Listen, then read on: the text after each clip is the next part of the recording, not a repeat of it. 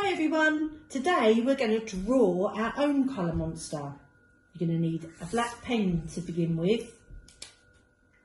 Right, copy what I do. Big point, zigzag line, big point. That's his ears. Straight line down, and a curved line. Big circle for his eye, big circle for his eye. Let's do his hair, both sides.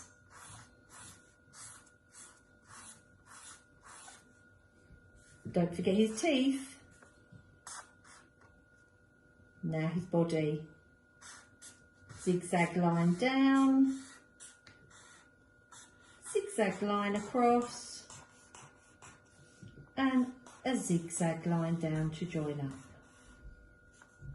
His feet, line down, line along, zigzag for his toes, back and up to join the body.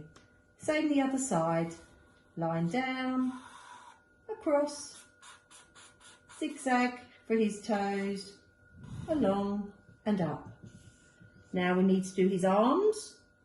Zigzag line down.